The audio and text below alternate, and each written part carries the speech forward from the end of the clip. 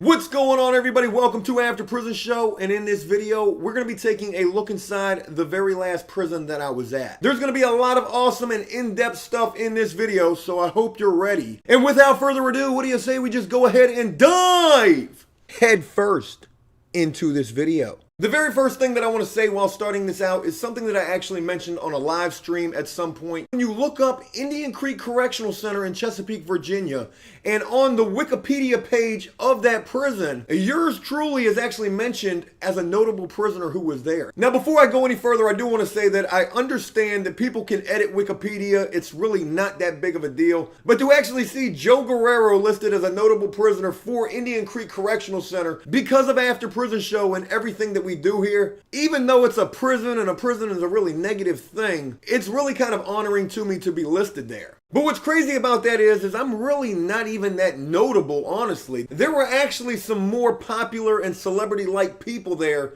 than just me. In fact, Sweet Pea Whitaker, a famous boxer, he was actually in prison at Indian Creek. And there was also this young kid by the name of Jonathan Hargett, who was this up-and-coming basketball player, sure to be a star, known by NBA greats such as Amari Stoudemire, Carmelo Anthony, and Kevin Durant. And this guy was actually featured in an article by the New York Times about how he ended up getting locked up because of selling drugs and probably ended up pissing away his basketball career because of that. So again, there really were some other notable prisoners who were at Indian Creek, and these are individuals I feel belong on this notable prisoners page as well. But with that being mentioned, I've just recently ran across a ton of pictures from inside this very last prison that I was at that I want to share with you guys and tell you a little bit about this while also giving you an inside look at just what this prison was like. And with that, this very first picture I want to show you, it's a pretty damn good one. This is an aerial shot of the prison. In this picture, you can see a bunch of different buildings that are basically connected by a sidewalk.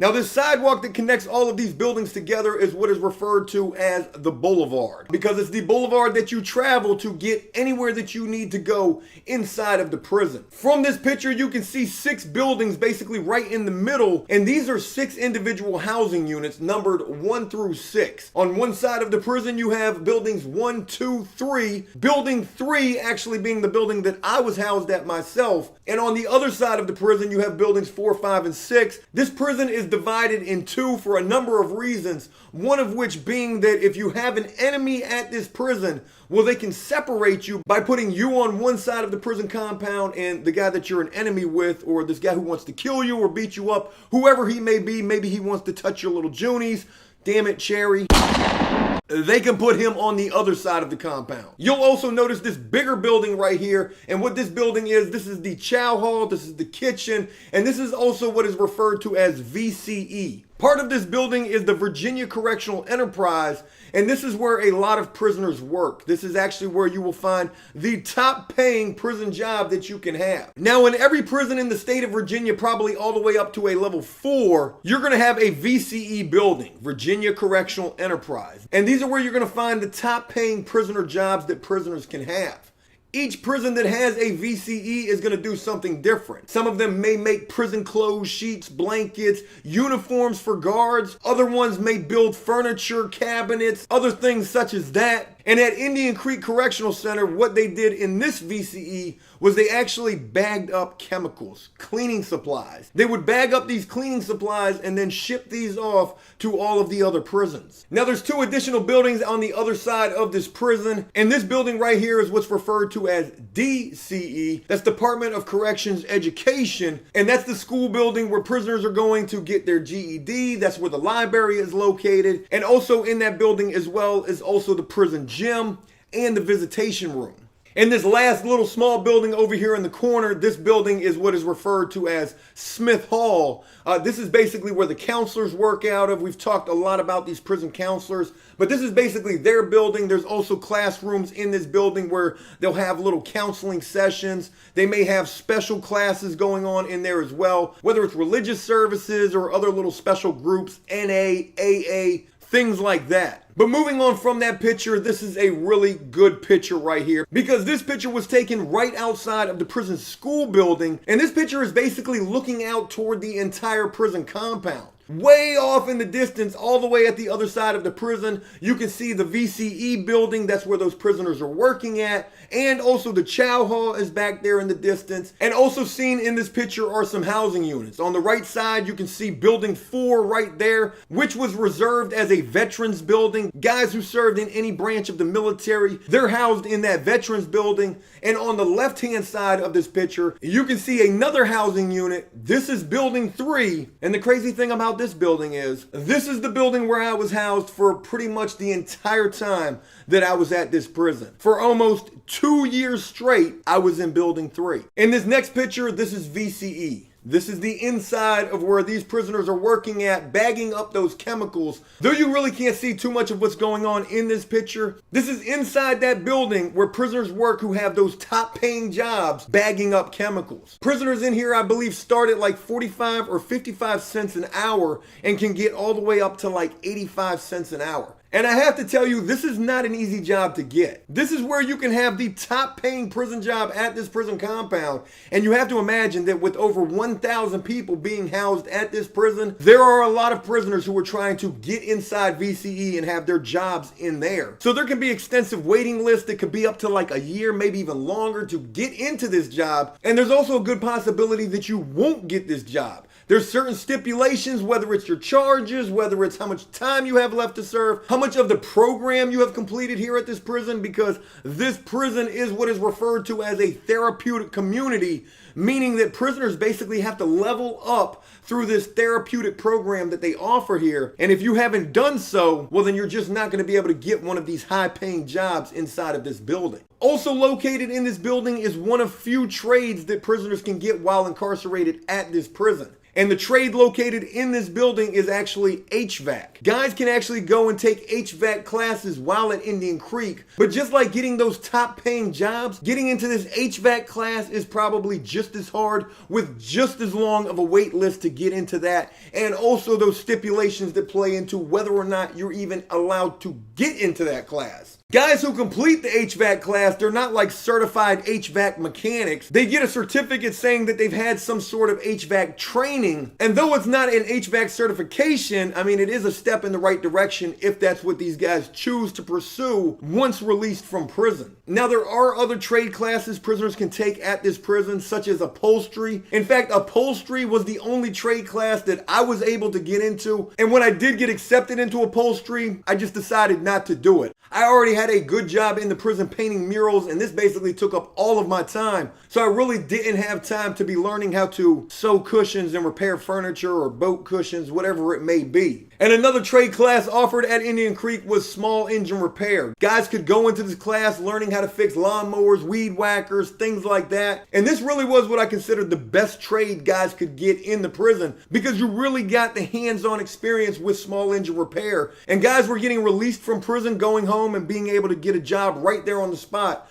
Doing small engine repairs or starting their own businesses doing that type of work as well. Now, speaking of the mural work that I was doing inside of the prison, I know in other videos I've shown you pictures that I've had of paintings that I've done myself, but I've ran across some other pictures that really showcase this a lot better. Now, unfortunately, these are not paintings that I did, but these were paintings that I saw almost every day while at this prison. In fact, this first picture right here, this is an awesome picture because this shows you the type of work that I was doing inside these housing units. This mural right here of these Blue Angel jets, this is right above some bunk areas. You can see the bunks right here. You can see how nice and tight these bunks are made because this was something that prisoners had to do every single day. I believe it was by like 7 o'clock in the morning, your bunks had to be made and they had to look just like these bunks in this picture. But getting back to murals that are painted inside of the housing units above these bunk areas, I did quite a few of these paintings myself. And I would have to go into these housing units with this big yellow scaffolding, slide this scaffolding in between these bunk areas, pull back the mattresses of those guys who lived right there, put sheets over top of their beds so paint wouldn't get there. These guys would bitch and complain every single day about why I had to be painting right there where they slept at. Man, why you gotta have your feet all on my bed, man? Well, I do have a sheet down, and hey, look, I'm just doing what they told me to do. Please don't try to fight me or stab me because I'm in here painting this damn picture. Not to mention on a daily basis when I would be in these housing units painting pictures just like this one right here, guys would always be asking me, man, why you painting that soft ass shit right above my bunk area, man? This is prison. Can't have no soft-ass sunset paintings right above my bunk. I'm a stone cold killer. You're really not. I mean, we're at a level 2 facility here. This is only a medium. If you were, I don't really think you would be here. Now, inside of every single housing unit, there was like 3 or 4 of these paintings on each wall. So on one wall, you would have 3 or 4 murals. On another wall, you would have 3 or 4 murals. And it was almost like walking into an art museum, walking into these different housing units. And though I hated this prison for a number of reasons, the art that they allowed and also supported here was one of the things that I really did like about this place. Especially with the fact that they were allowing me and like 2 other guys to just be going around painting whatever we wanted on these prison walls, so long as it was positive or inspirational or uplifting, nothing negative whatsoever. But so long as we were doing that, they really were okay with whatever we were painting in these housing units. And though I would tell prisoners on a daily basis when they would ask me why I'm painting this soft ass shit right above their bunk area, I would tell them, hey look, they told me to paint this here. I have a confession to make. I would be lying every time I said that, because it was ultimately me who decided what was getting painted on those walls. And I feel kind of bad about lying to those guys about that. Oh well. This next picture here is taken inside of 4 building, and this is a veteran prisoner inside of this veteran block. You can see right here by his bunk area, there's another painting right there on the wall. I didn't do this one either, but it just goes to show you like just how much artwork was inside of these prisons, because there were paintings and murals pretty much everywhere. And in this picture, you can again see just how tightly made his bunk is. Again, this was something that had to be done every single day by like 7 o'clock in the morning. This next picture right here, this is a really awesome picture. This picture is actually inside of the prison gym. You can see the basketball hoop in here. You can see some water fountains right over here to the left. And what's not pictured in here is right where these water fountains are, right beside those, well, there's 2 different things right there. One, there's this little bathroom in there with like this little wooden door that would swing like this, and it was only like half of a door. I cannot tell you how many times, I mean, I did this myself, but I cannot tell you how many times guys would just come into this gym to use this to go on a prison date. And if you don't know what a prison date is, that means masturbating. Don't think that I'm talking about going in there with another man, even though that type of shit would happen as well. But there was a bathroom in this gym with a little half wooden door right there. And if guys were in there doing God knows what, 90% of the time they were not even in there using the bathroom. But to let other prisoners or staff know that there was somebody in there, they would throw their shirt over top of that little half door. That way, hopefully nobody would just walk right by looking right in there. Damn, what you doing in there with all that porn? Why are you naked on the floor in there with all that porn? And that is the type of shit that would happen in that bathroom. Right next to that bathroom, and also not pictured here, was an office. This office was for the rec man, also known as Coach. And this was just a member of staff, not a correctional officer. This guy was in charge of the entire rec department. He handled equipment, whether it was softball equipment, basketball, soccer balls, goals. He also handled picture project when guys had visits or they were able to just take pictures in general to send to their loved ones. He was the one who provided the camera, got the pictures developed. The rec man really had a lot of things that he was in charge of, a lot of really good things for the prisoners. And another job of his was he was actually my boss. When I became a mural painter in the prison, I worked through the rec department, and the coach, the rec man, he was my boss. Really cool, awesome, down-to-earth dude. And I cannot emphasize enough that when I had this job as a mural painter, this was the best prison job that I ever had for a number of reasons. I got to go around and paint whatever I wanted to paint, whenever I wanted to paint. I didn't have to sit through those prison groups that I hated so much and that most every other prisoner at this prison had to deal with from like 7:30 in the morning all the way to like 4 p.m. in the afternoon. Every single day. But talking more about this prison gym, this was used for a lot of different things. In the wintertime, when guys weren't getting as much outside rec, they would get what's referred to as winter rec, where we could go to the gym a couple of nights a week. They had ping pong tables in here. We could play basketball. They also had boxing in here. No bullshit, guys at this prison were actually training to be UFC fighters. And I myself also did this a little bit. I got my ass kicked every time that I did this, but I did learn a lot about fighting doing this prison version of UFC training while at this prison. This last picture I want to show you, this is probably the best picture yet. And being such, I definitely had to save this for the last one.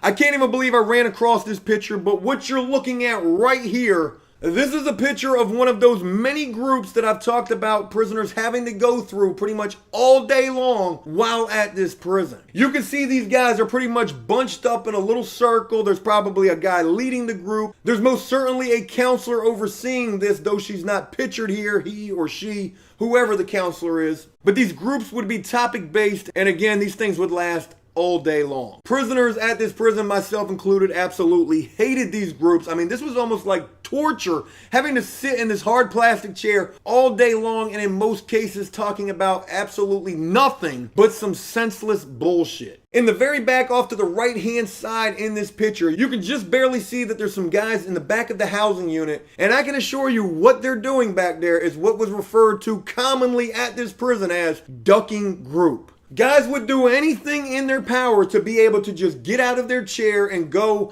and just do whatever. But this was not something that was allowed. In fact, there were actually other prisoners whose job it was to make sure that guys sat through these entire groups. And if they didn't, well, then they were like inmate police, and what they had to do was go write their name down and then actually write them a charge. And off to the left-hand side in the back of this picture, you can actually see one of those prisoners standing back there by himself because his job was to keep a lookout for guys just like on the other side of the housing unit who were ducking group. But in some cases, guys who would have these jobs being like little inmate cops and having to write these charges, well, they really didn't like these jobs. I mean, can you imagine? I mean, you're basically like a snitch at the prison. So while there are these guys who are in the back of this housing unit ducking group, you can clearly see this guy, he's just staying over here because he probably just wants to act like he doesn't even see these guys aren't in group. And you can imagine he's probably doing this because he doesn't want any problems. Because I have to assure you, plenty of problems arose from these inmate cops going over and telling other prisoners who were ducking group, hey, you need to get back in group or I'm gonna have to write you up. Would you say? Nothing. I didn't say anything.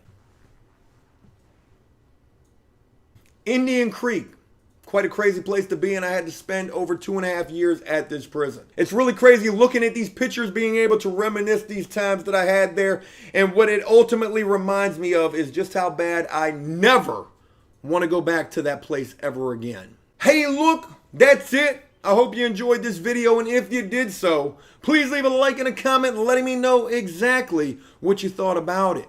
As always, until next time, enjoy life, the free world, never take a moment for granted, and make the most of every day. Peace!